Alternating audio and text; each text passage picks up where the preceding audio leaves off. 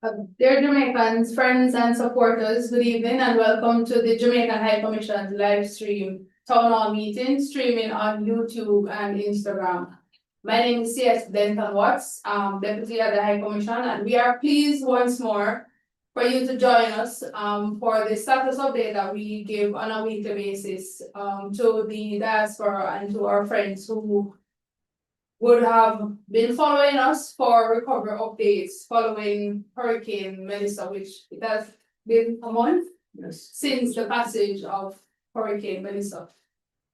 So this evening we are joined by a wide cross section of UK diaspora representatives, including Mr. Nathaniel Peat from the Global Jamaica Diaspora Council representative for the UK South, as well as other sector leads, members of the shipping industry who have been so generous in offering their services in the coordination and shipment of humanitarian donations to Jamaica. Representatives from those sites across the UK who would have provided space, time, and energy to mobilize to ensure that humanitarian aid would have reached Jamaica following the passage of Hurricane Melissa. As we approach the festive season, we are cognizant that this Christmas period is a little bit different, especially for our fellow Jamaicans who would have been impacted.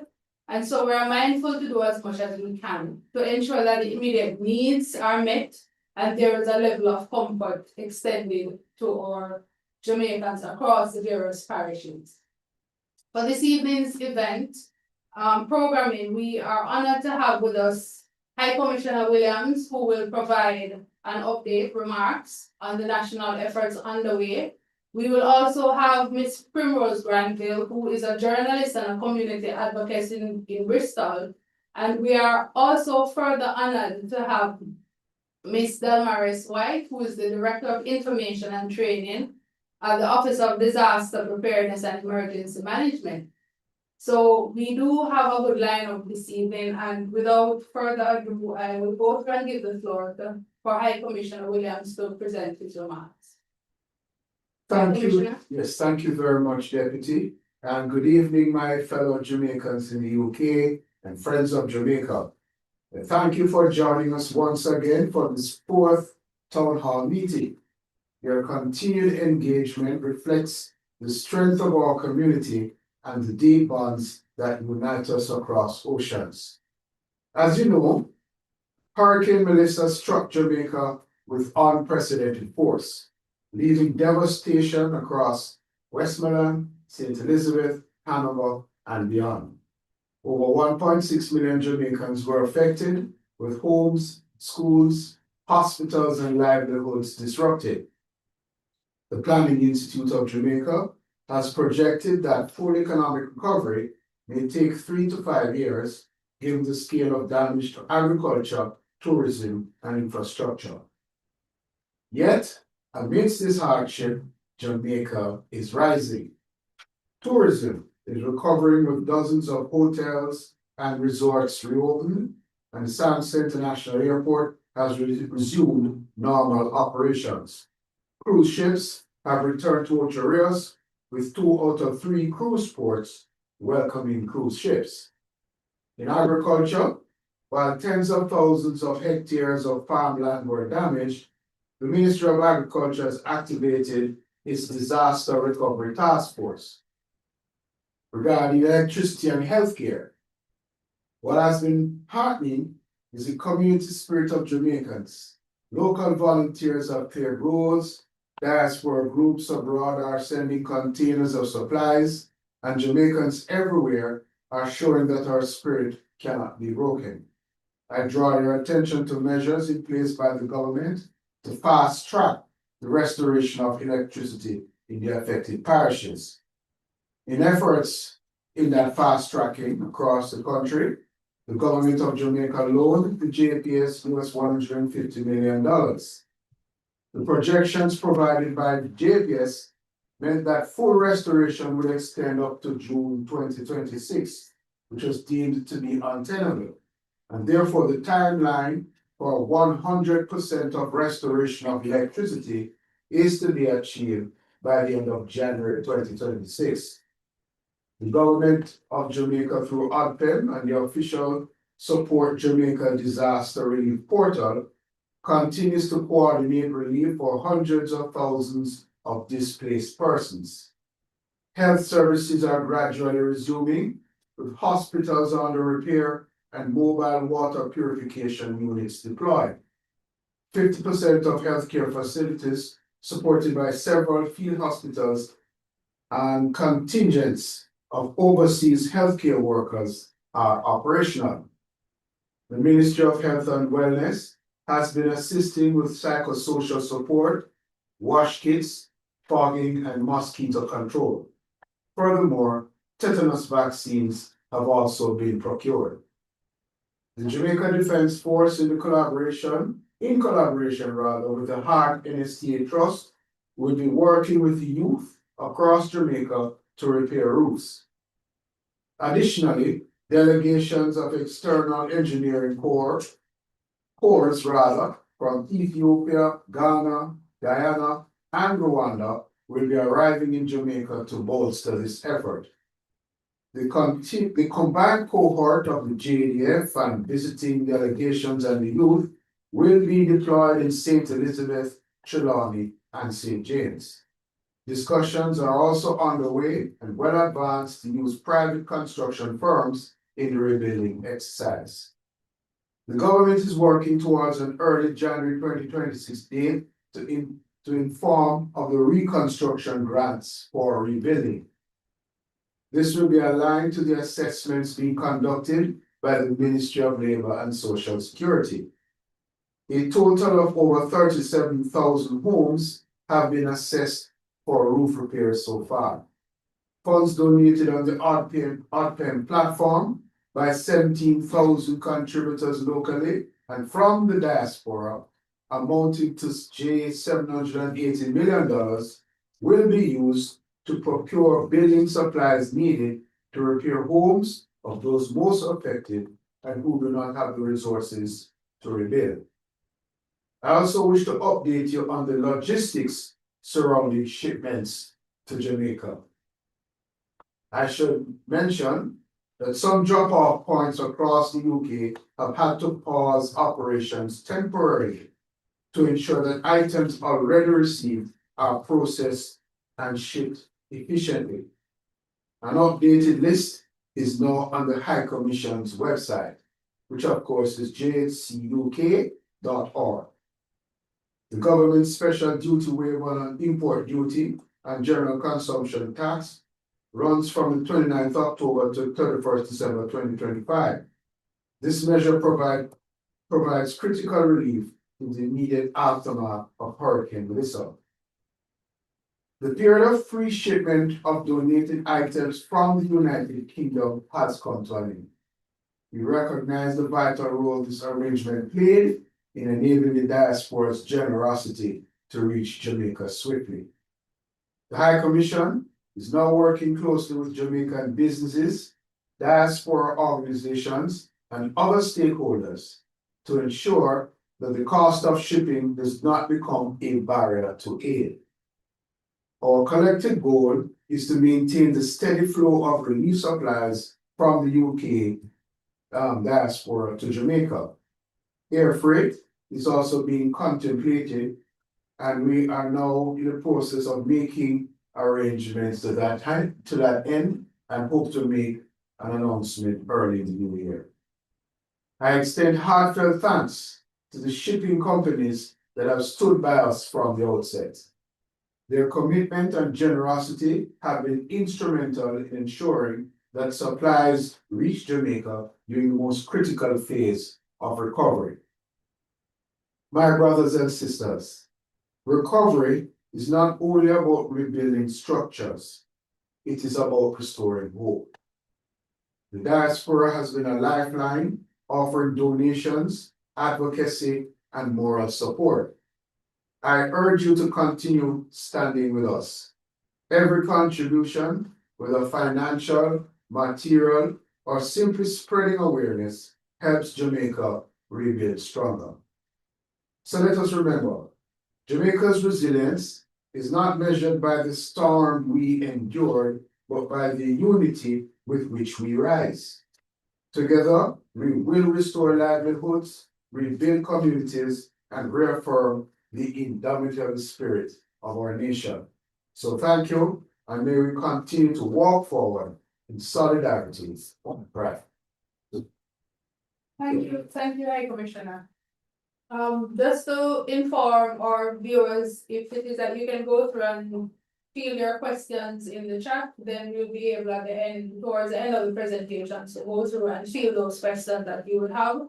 And those questions emanating from High Commissioner's remarks, as well as those other presentations that will come throughout the course of the evening.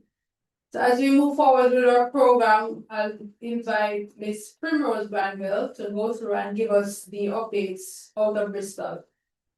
Ms. Granville? Hi, am I muted? Thank you, High Commissioner, and thank you, Deputy High Commissioner, for this opportunity. So we here in Bristol have become very, very busy, and I will try to tell you about the ones I know a lot about and the ones that I know a little bit about. So my own relief effort that I started the day before the hurricane, we have sent off a shipment. We sent it off on the 12th of November, and it's docked. 18th of November, and it's docked today. I think the ship docked today.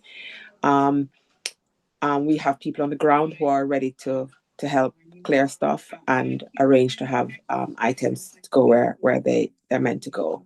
We're packing a second one, and we're hoping to send that off in the middle of January, the middle to end of January. We have had some funds donated to us that we're hoping to help replace the roofs for 3 very vulnerable people that I know about personally. One of them has sickle cell and cancer, so she is very much a priority. And the other 2 are young parents with children who are not very well. So that's how we will use ours. We know that there's an organization here that's collecting stuff for primarily babies and small children, and I think they have been collecting from out of the cricket club. So that's Rose Green Cricket Club. I should have to find the postcode for. Well, if anybody wants to find out, you can send me a message, and I'll respond to you. We know that a young lady who is originally from Guadeloupe, held a fundraising concert at Bristol Old Vic Theatre.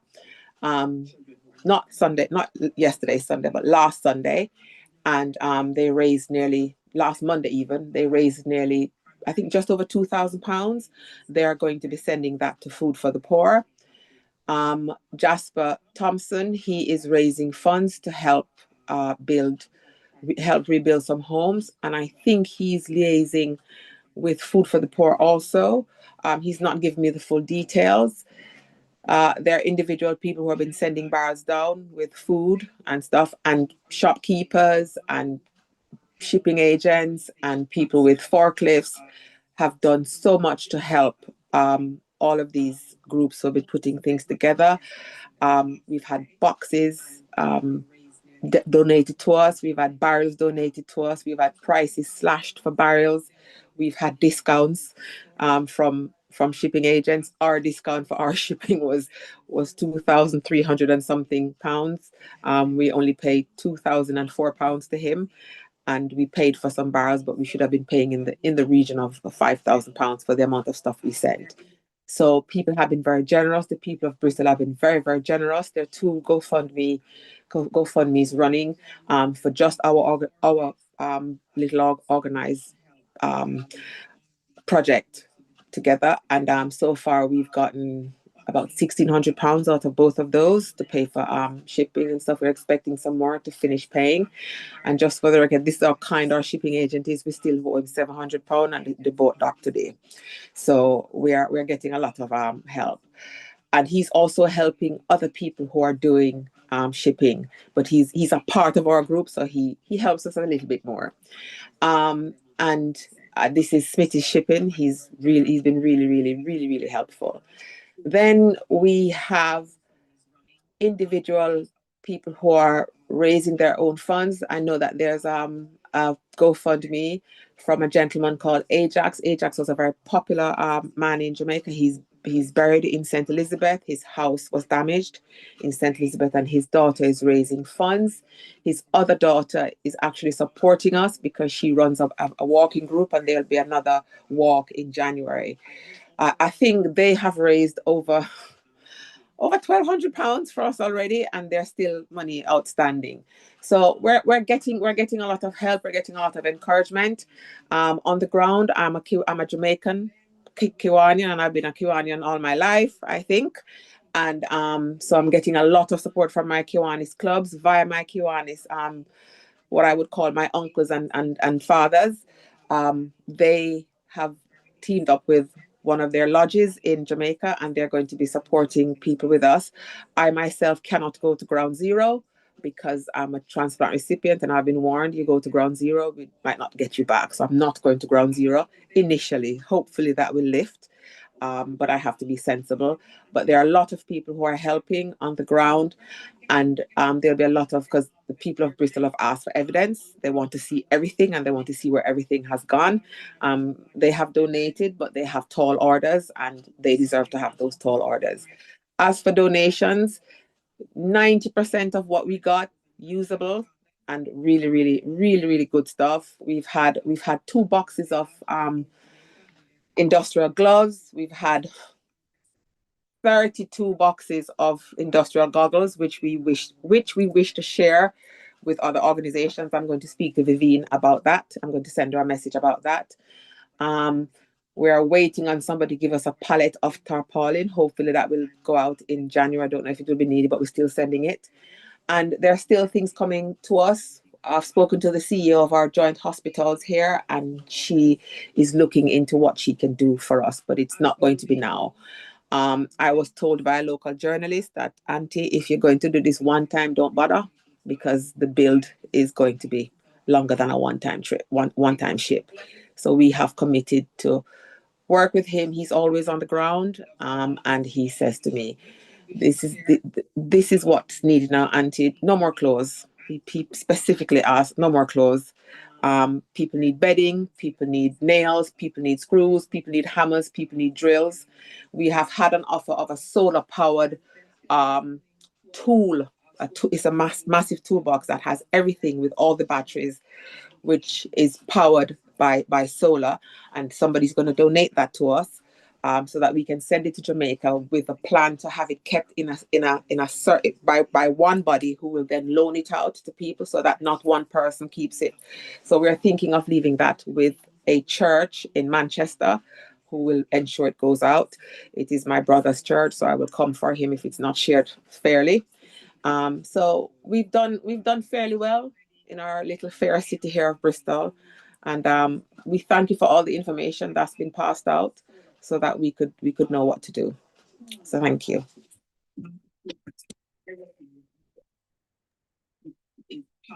Thank you so much for that update. It has been a busy time for you in Bristol, of course, and we're heartened by how quickly it is that the community has mobilized and the support is there as well. The recovery, as we mentioned in our previous meetings, will be ongoing. So supplies and everything will continue, and we are aware that there has been an overwhelming amount of clothing that has been donated, but in essence, what we're trying to do is to obtain tools and tarpaulins. You mentioned the pallet of tarpaulins that will be necessary. So we're encouraging people not necessarily to send clothing, but we do have a listing. The needs list again is there that we can always refer to. And on it, you would have things like tarpaulins, generators, lanterns, flashlights, solar lighting, tools that we need, hammer saws, nails, chainsaws, screens. Those are some of the things that we will need. So in terms of clothing, those are, we have sufficient of that. So we would go through and ask if it is that we would perhaps put a greater focus on the 2 things that we would need to rebuild, rather than some of those that we. Yes, I was just going to say that, let's be clear, I don't believe clothing is actually Not as we. clothing is not acceptable. But I'm just trying to be blunt and clear about it. Yeah, so we need to streamline efforts. A lot of times when clothing is dropped off at the drop-off sites and so on, those who run the drop-off sites will have to be putting the clothing aside to have them donated elsewhere, you know?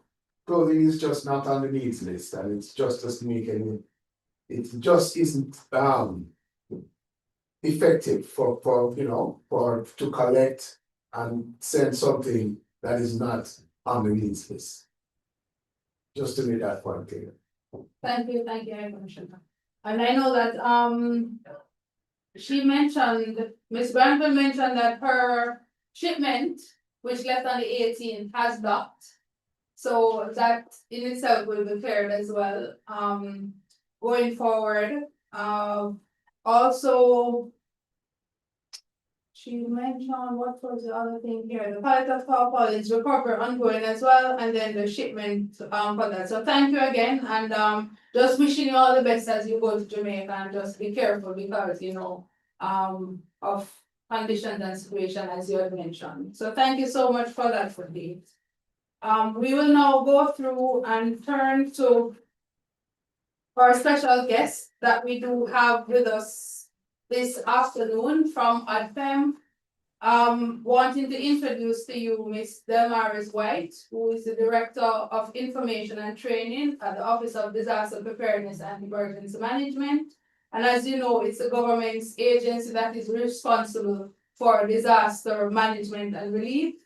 She has participated in the formulation and review of ADFEM's communication policy, and she currently provides advice and technical support to Director General, who is Commander Gale, who she is in a representative capacity this evening, as Commander Gale has been called away on other official duties. So we are pleased to have Ms. Delmaris White with us. She has had extensive wealth of experience in broadcasting, and she has had a number of stints in organizations such as NCB, Red Stripe Diego, Hard Trust NTA, which we mentioned will be partnering with JDF, as well as a contingent of engineer corps that will be in Jamaica to facilitate and assist in the rebuilding process. And she has also worked with the Student Loans Bureau as well as the Jamaica Tourist Board. So we do at this point welcome Ms. White, and we will give her the floor to go through and do her presentation. Ms. White. Okay, let me just say good afternoon, everyone, or should I say good evening on your side. High Commissioner Williams, Deputy High Commissioner, and to all your our friends and colleagues across the UK, the Jamaicans in the UK and the rest of diaspora. I'd like to just apologize on behalf of Commander Gale, as you were told he was called away on other business. So my task here this afternoon, this evening on your side, is to update you on what is happening on the ground post Melissa. And it has been 42 days since the all clear has been issued. And while we have made significant progress, we remain fully focused on the communities and families that have been hurting and is still in need of support. So at this time, I'd like to bring our presentation up on your side so we could start. The National Emergency Center remains activated at level 3. We are coordinating response, relief, and early recovery activities across all affected areas. So we'll start off with the human impact. We have recorded 45 confirmed deaths linked to Hurricane Melissa and 13 persons still listed as missing. A further 32 deaths remain under investigation, and our thoughts remain with the families of those who have lost loved ones. In the aftermath of the storm, we have also seen 84 suspected and 30 confirmed cases of leptospirosis, with 12 related deaths, 7 of which are confirmed, as well as 2 cases of tetanus and 1 death in that regard. In terms of shelters and housing, to date, 100 emergency shelters remain open across 7 parishes, housing approximately 1,061 persons. At today's press briefing, the number was given of 101, and so we have had some persons leaving shelters at this time. Work continues with the ministries, departments, and agencies and partners to identify suitable sites for prefabricated housing units and other medium-term options, especially in communities where schools are still being used as shelters, so the normal school life can resume. The Guyanese Defense Force has deployed to Jamaica to fulfill a promise made by their president to repair 200 roofs in the parish of Westmoreland. The team commenced work yesterday and is living and working alongside the Jamaica Defense Force counterparts. In partnership with ODPEM, the JDF also continues to coordinate with regional and international military partners, including Barbados, Bahamas, Bermuda, Rwanda, and Ghana, arranging for the conduct of similar roof repair missions in Jamaica. The long-term priority remains clear, safe, resilient housing and durable shelter solutions for those who have lost their homes. I just wanted to note that today at the press briefing, it was announced that roof repairs, Cabinet is prioritizing roof repairs, and the JDF will be a key player in repairing the roof in the affected areas. The Heart Trust NTA will provide young people to assist, and the teams from Guyana, Ghana, and Rwanda. JDF will also repair a roof that is structurally sound. Private companies will meet with the JDF to make this effort happen, and each of the visiting engineering corps is designated to particular areas in Ghana and in Trelawney, which is where in Ghana, and they'll be deployed to Trelawney. Just to highlight in terms of the health services and public health, our health sector remains stable. More than 50% of health facilities in every parish are operational, supported by 2 field hospitals and multiple international and local medical missions. The Chinese Navy ship Silk Road Ark is currently in port, providing surgeries, dental care, and other specialist services, helping to reduce the national backlog and effective procedures. The Ministry of Health and Wellness, in partnership with PAO and UNICEF, continues mobile clinics, mobile pharmacy services, mental health and psychosocial support, and the distribution of wash kits and medical supplies to shelters and communities. So we are intensifying environmental health activities, including mosquito control and fogging across dozens of communities. We urge the people to play their part, store water safely, clean up around their premises, and seek medical care early, if not in order to prevent whether you have fever or vomiting, diarrhea, or flu symptoms. We ask that you see your medical personnel in your community. And in terms of relief and response operations, you can change the slides. In terms of relief and response operations, in terms of food assistance and relief supplies, we want to thank the strong and international partnership that we have been getting, that have been mounting a strong food and relief distribution operation.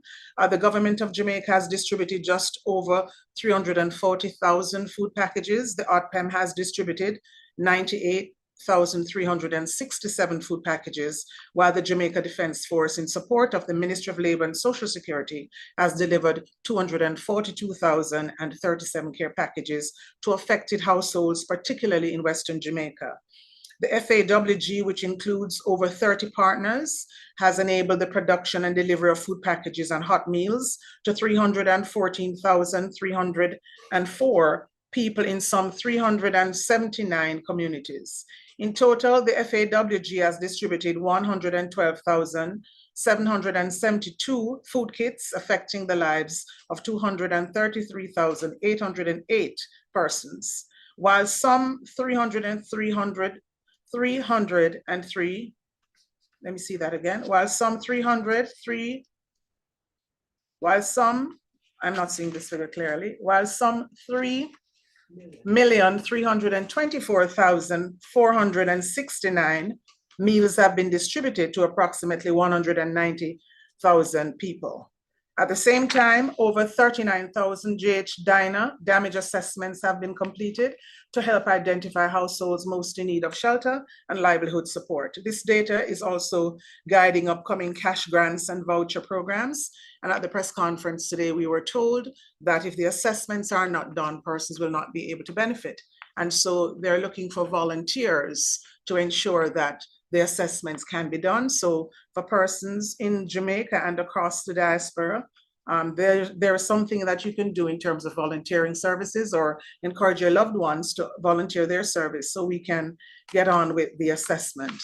And then we get to churches and other faith-based institutions, the private sector, and willing Jamaicans continue to provide invaluable distribution of food, clothing, and other relief items in the worst hit parishes. And sometimes we don't take the opportunity to thank them because they're individuals. So I wanted to take the opportunity to just say thanks to our local players. And then this morning, I was really heartened to understand that Primrose and the persons in the city of Bristol would have been doing so much hard work. And we want to say thank you so much for all your efforts.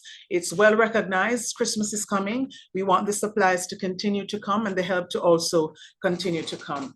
On the slide for infrastructure and restoration, we want to just remind you that our recovery efforts are well underway. We have done, this government would have done extremely well. Minister Vaz made the announcement at the press briefing today in his justification of the Jamaica Public Service being able to do the work they do because the government has stepped up to help them. So I just want to remind us that we know that electricity and water are lifelines. As of December 9, 83% of JPS customers, about 570,000 of their 687,000 persons have had power restored, with 17% still without electricity, but we know that's a small number given the time frame, and that we know that measures have been put in place to ensure that the hardest hit Western parishes will get their lights between now and January. And then we want to give the update too on the National Water Commission, who has restored service to over 83% of its customers, with just 17% still without water.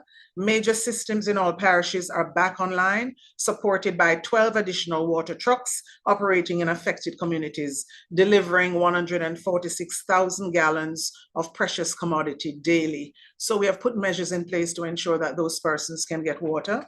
In the telecommunications sector, it's difficult as a communications director for the OTPEM to be constantly trying to design messages that we must send to persons in the hard-hit communities that still do not have electricity and Wi-Fi so they can access the information. We do it nonetheless. Our targets are the families of those persons. So the Digicel is reporting that they have restored approximately 94% of fixed services and 81% of mobile sites, while Flow reports around 82% of mobile sites online and 86% of fixed sites up and running with broadband connectivity, continuing to improve. Work is ongoing around the clock and bringing the remaining communities back into the grid and ensure the stability and reliability of these services. And so I want to just, for our next slide,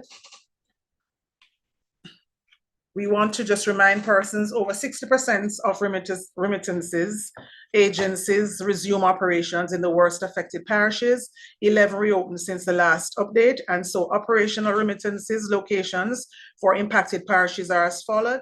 For St. Elizabeth, 69%, Westmoreland, 85%, Hanover, 83%, St. James, 67%, and Trelawney, 73%. And work is continuing so they can restore the utilities and critical services remain in place. I wanted to slip that in to say that we are also taking into account the fact that persons need cash so they can, go ahead to do their work. On our slide now, UK support. I'm here today representing Commander Gale because we wanted to affirm for the persons in the UK that we appreciate all the work that your organizations have been doing on the ground here. And we say UK Foreign Office and Development Office. We have two organizations on the ground. They donated coverage kits and hygiene kits were also distributed. On our next slide, we will show the listing of all the other players who are in country. We have UK Foreign Commonwealth and Development Office. The Foreign Commonwealth and Development Office personnel are also working on the ground. The Humanitarian and Stabilization Operations Team from FCD, International Peace Foundation, MAP Action, medical professionals on a mission, OCHA, United Nations Office of Coordination and Humanitarian Affairs. We also have the IOM, React Disaster Response Team, Shelter Box, START Network, Henderson Foundation, the Salvation Army, and the Salvation Army International.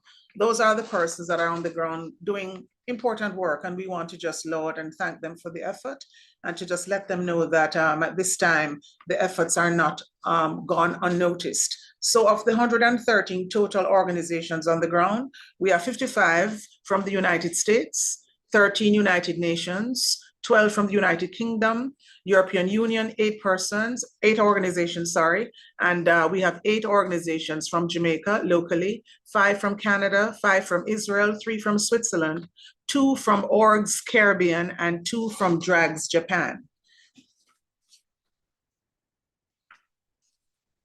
So the path forward for recovery, the roadmap for recovery for Jamaica, I would say that it's very promising. We have a lot of persons on the ground, and persons continue to offer support. The immediate action is to complete the priority road repairs, transition shelter residents into homes so that the schools can reopen.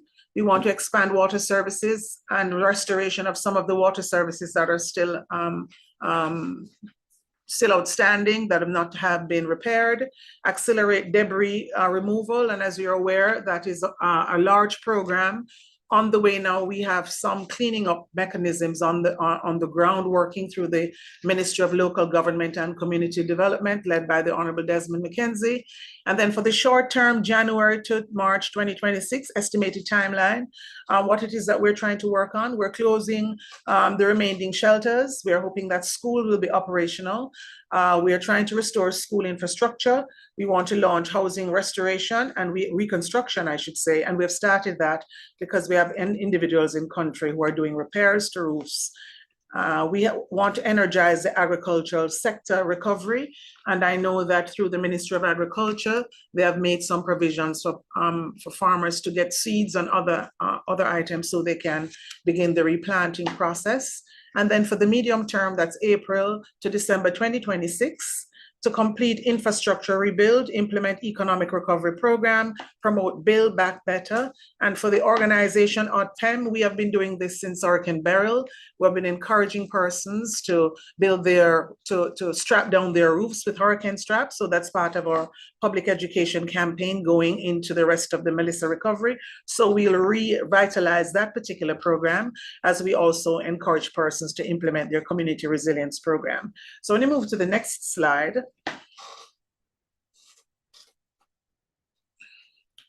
Together in Recovery Gratitude, well, our path forward recovery roadmap, we looked about the immediate, we looked at the short term and the medium term.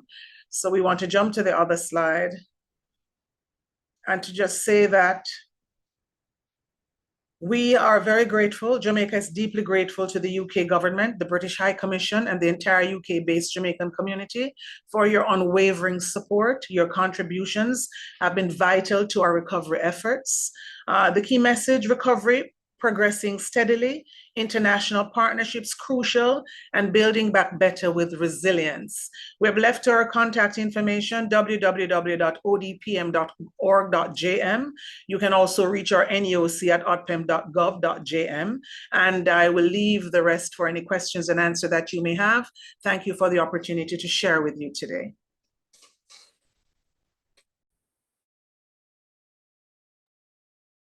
Thank you so much, Ms. White. Very comprehensive in the recovery work that has been undertaken by ODPM. And again, we are conveying again our own appreciation for all that ODPM has been doing on the ground. We know that it's a massive task in terms of this recovery, but of course, we continue from where we are to support you as you go through. So at this point in time, we are open to any questions that we may have from our viewers. I know for one of the pre-questions that we had before, coming from Abigail, She wanted to know, which I suspect that the response would have been covered in the briefing remarks that High Commissioner gave, as well as the presentation that you would have done. What progress has been made regarding the recovery in Jamaica, especially in those areas mostly impacted. That would have been covered in the briefing exercise that we would have gone through not too long ago. There is one question coming from Paula McDonald, who wanted to know, has the option been explored of a television donation appeal, such as those we have seen for others? So, High Commissioner. And just to say, yes, that has been done already. There was an I Love Jamaica telethon, which actually raised Jamaican $65 million. And there's a Jamaica telethon and concert, which took place 2 weeks ago. Thank you, sir. There is a question coming from Lorraine, who wanted to ascertain additional information on volunteerism. She mentioned that she had completed the information on ODPEM's website and was wanting to know what is the process for that, for selecting those persons who would have volunteered through completion of the form that's on that site. So perhaps, Ms. White, if you would be able to provide some information on that in terms of volunteers. Sure. All right, so the ODPEM has a volunteer program that over the years we have trained persons, and since Hurricane Melissa, we would have called out those trained persons to go in to do the initial damage assessment. However, since Hurricane Melissa, the supportjamaica.gov.jm website has on it the portal for volunteers, especially new ones, so they can register there. And as I mentioned earlier, we are looking for volunteers, but to do specific work. If persons register on the ODPEM website currently, because we are fully activated, you will not have an immediate response, and you can well understand the reasons why. And so also, they would also have to go through training and some other sensitization. So we're encouraging persons to go to the supportjamaica.gov.jm website and register there, and you will be directed in different areas, whether it be through the Red Cross or CVSS, or now that it has been said by Cabinet that we want persons to go out to do the assessments, the ministry's departments and agencies, you can also register through your companies, because I was told today that each ministry, department and agency is required to find volunteers so we can go out and do the assessment. So we welcome the volunteers at this time. Thank you. Angelina Christian had a question regarding the exemption of custom duties and GCT, indicating that ships have left but will not reach Jamaica until after 31st of December. So I believe the question would be, what would happen to the clearance of those items? I know that the custom duty goes up until the 31st. And I believe that they would have had to be landed by the 31st in order to, but we'll perhaps defer to Ms. White if you have any information on that, can share with us. Actually, no, at this time, because it's already set. But I think given the environment, that could be a lobby that's done or a request, and something we could support given where we are now, and because Christmas is on the way. So I would recommend that to Commander Gale to seek additional dialogue. So maybe that could be something considered for an extension. Okay. Additional dialogue. We have Miss Beverly Johnson online as well. Miss Johnson, Miss Beverly Johnson is online. Can you hear us? I can hear you. Good evening, everyone. Right, I know from the Shipping Association, you will be able to give us some information on the question that Miss Christian had. Yes, Miss Christian is correct. The ships coming into the United Kingdom, some have arrived full and wasn't able to take the cargoes that are sitting at the port, and so they would have missed sailings, gone on the connecting sailing, and so they will be arriving after December 31. Two considerations could be given. One, the suggestion of an extension to January 31, 2025, or the Jamaica Customs Agency accepts bills of lading that are dated prior to December 31 from ports of origin. So if the bills of lading can show that the shipment in fact was in the custody of the carrier prior to December 31, that would be one means to consider offering those importers the consideration of the duty-free concession. The other point that we need to clarify is shipments that are going to Montego Bay, though they arrive Kingston, really have not yet arrived its final destination. We're therefore asking the Jamaica Customs Agency also for those shipments that are sitting in the port of Kingston, having arrived, that they also give those items the duty-free concessions because they've entered the country. So they're deemed to be have entered. Thank you for that. To follow the first one. Yes, yes, we will make the request. Fiona Newman had a question. Oh, why is the tax relief not being extended to the UK? The port in Montego Bay was not open at the start of the exemption period. So the tax exemption, which is the import duties as well as the GCT, it has been extended to just about everyone who will. So it goes up, and that was just a discussion we had a while ago, just looking to see whether or not that period could be extended with additional discussions moving forward. Mr. Bryant had a question or a statement rather, just to say that it's important that debris removal of salvageable material, especially for historic buildings and churches, need to be taken into account. Sure.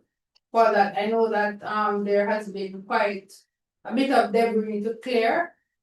And NSWME and all of those others will be on board trying to alter and clear some of those. Is there any other questions I see coming in that I can feel? Just a moment. Checking quickly. Regarding exemption, it says here from AfriJam, it looks like many people from around the world have barrels, etc. Is food being delivered to North and West parishes, and the parishes in the West? He wanted to know if the food and water trucks are being delivered to Parity near Black River. I know that electricity is back in that area. So this speaks to the distribution of food in different parishes. Ms. White, would you be able to give us an idea? I know that from the brief that they had earlier today, they would have indicated funds that were spent on food and how the food had been distributed, the packages, the care packages, as well as food packages.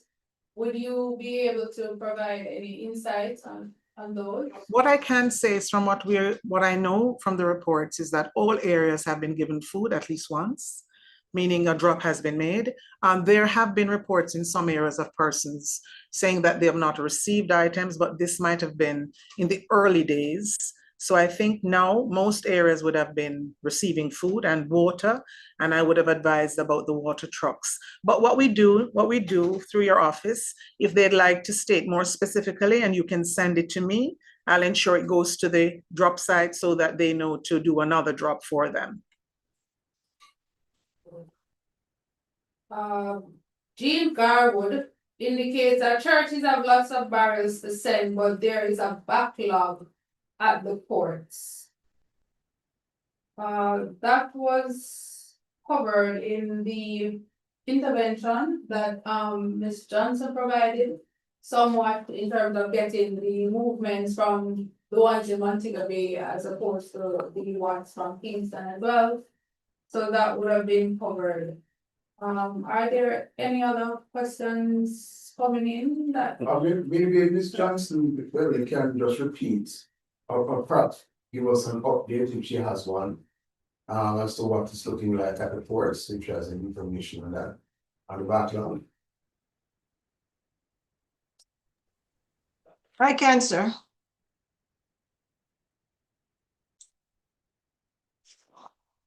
Thank you again. Shipments are moving swiftly at the Kingston ports, both Kingston Wharf and Kingston Terminal operators. Those charitable organizations who have a preferential arrangement with the Customs Authority, their containers are moving swiftly to their sites where customs officers are present to do the inspection of the items so that the distribution can begin swiftly. Shipments that are coming in consolidated containers, they're having some issues where they've opened the containers, but the actual consignees are not clearing the shipments fast enough so that they can now break bulk of other containers. So I just like to use this platform to say to everyone who has sent their shipments to Jamaica, whose consignment the port has now deconsolidated, can you please, please, please get your family members to make their appointments, go to the ports, get their shipments cleared. I know it's normally customary for us to leave it till the last week of Christmas because we want to have a good Christmas. But we need those shipments to be cleared so that other containers can be opened. So really the backlog is being caused because we are not taking the shipments, the individual consignments, as fast as we should. Full container loads, customs brokers are doing those clearances and they're getting a speedier treatment through customs once the documentation is in compliance with the actual consignment. Note, however, that no shipment is leaving the Port of Kingston without due inspection, just to ensure that we're not using this opportunity to do anything untowards, bringing consignments in. Montego Bay, on the other hand, is a big problem. The Port of Montego Bay suffered some damages, and then we're having some continuous rainfall, and so that has slowed. Shipments are arriving into Kingston on the CMA service from the UK, and they're awaiting connective carriers to take those consignments to Montego Bay. We could ask the High Commission here, just as a consideration, to see if the Customs Authority could move those consignments coastwise or by road to get them quicker to Montego Bay instead of waiting on a connecting carrier to take the cargoes from Kingston to Montego Bay. Customers do not understand how is it my shipments can be in Jamaica, in Kingston, but it can't get to Montego Bay roads. I know it will be difficult in terms of the security, but we can do what we used to do back in the days to have security escorts on some of those containers to Montego Bay. However, because that port is damaged, it might be that they would say, no, let's just take them as the ships arrive. But that's a consideration. Jamaica Freight and Shipping, they have a private port at the Montego Bay. They are also chock-a-block at this time. So Montego Bay is just what it is. We have said to all our shippers, ship to Kingston, allow us to clear it, deliver it to your door instead of shipping to Montego Bay, because that's a bottleneck. You could very much see shipments that have arrived in Montego Bay since December 3rd that will not get there until the end of December, third week of January. That's how bad that's going to be. Thank you very much, brother. I see, is Nathaniel still online? Right, Nathaniel or Global Jamaica Diaspora Council representative, perhaps the upcoming events on 12th, 13th, 23rd, 27th, and 18th of December, if you could speak to those for us. Thank you very much, Deputy. And also thank you very much for the update from UpDem as well. Very, very, very good updates happening in Jamaica. We have a number of Jamaica Diaspora South events happening. On the 12th of December, we have the Women's View book launch, in fact, which is happening at the Caribbean Center. And that is on the 12th of December. And that is Dr. Velma McClement who's doing that fundraiser. That will be happening on the 12th of December. That is coming up. In addition to that, a really good concert coming up, which is known as the Giants of Lovers Rock JA fundraiser concert. And that is going to be on Thursday, December the 18th. And that's at the Indigo O2. People can get tickets directly from axs.com to actually you get the tickets for that. In addition to that, there is the Jamaica Reggae fundraiser happening in Ipswich, and that's on Saturday, the 27th of December, and that will be at Witten United Club in Ipswich. There is also the Reggae Revival Vinyl Night, again, whereby that will be happening on the same night as the Ipswich event. And so these are fundraisers going right way up until the 28th of December from the Jamaican diaspora. And I just want to really congratulate two 20-year-olds that did the Luton for Jamaica concert that would happened last weekend, whereby they raised just under £3,000. And these are two young people that are doing this diaspora fundraising effort, as well as the churches and the various other diaspora organizations that are fundraising and continuing to support Jamaica. Thank you. Thank you very much, Nathaniel. Thank you so much. I'm just checking again, on our Yes. platform to see If if there's there any more any questions. question, coming in.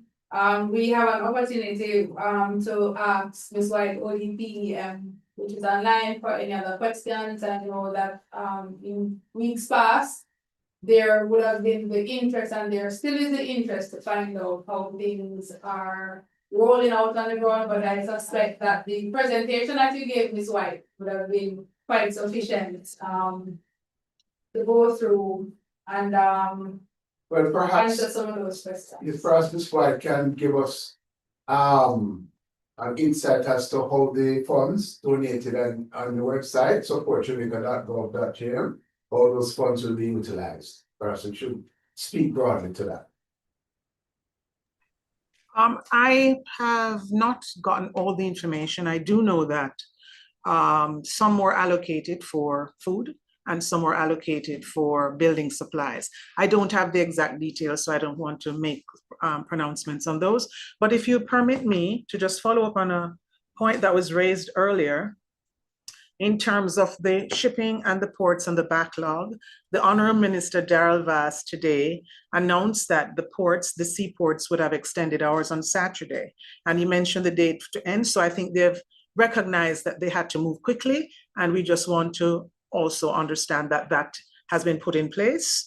What I can say, High Commissioner, it's Christmas and we wanted to probably just make an appeal, and especially persons in the diaspora who may have persons still here in Jamaica, that one of the things the commander and I discussed is how at Christmas, if you can support a family member to be at a relative's house, and your support is to provide some additional funding for that person so people can have a good Christmas. So there are ways in which individually we can support the Christmas spirit by ensuring that those persons, whether they're in a shelter or somewhere else, have the family member host them. And your task would be to ensure they're provided with the resources, monetary or otherwise, so they can have a good Christmas. So that's something I wanted to put out, because sometimes we're of the view that when you're trying to assist in conditions like this, it has to be a great effort.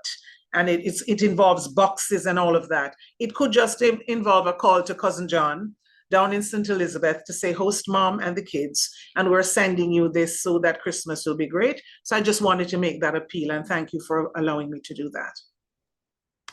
Thank you so much for that. That's an excellent appeal. And we certainly will do what we can to promote it. Thank you so much for that. Thank you. No further questions. There are no further questions, I think. So we are at the point where we're actually out of questions. And it appears as if we're bringing this town hall to an end this evening. And I'd like again to thank, and I hope I'm going to pronounce it right, Delmaris. I hope I pronounced it properly. Ms. Delmaris White from the Office of Disaster Preparedness and Emergency Management for attending this town hall, informing us. I know people wanted, if you mind me saying this, like to hear from the horse's mouth. They got an opportunity to do so. I like also to thank our dear friend Primrose, all the way in Bristol, for the update that she gave us as to the efforts being made there. We're fellow Kiwanians, let me just say that. Thank you very much, Primrose, for your update. And thanks also to Nathaniel for representing GJDC UK South for his update on the fundraising that is taking place here in London, and I think across London, coming up soon. Just to say, oh yes, Beverly, yes, Beverly. Beverly Johnson, I'm so sorry. Perhaps I was leaving the best for last. Thank you, Beverly, for your intervention. Always welcome, always informative, always insightful. Thank you so much for that. So this has been our fourth town hall. We're going to take a break for the Christmas. I think, and I hope people will agree with me, that these town halls so far have been particularly useful to inform us all of what is happening and what you can do surrounding the recovery effort. It really is now a question at this point in time of execution leading up to the 31st of December. So the Jamaican High Commission remains available to all of the ways in which you can contact us to assist in the answering of questions and to facilitate the relief effort in whichever way we can. But we'll take a hiatus on the town hall meetings.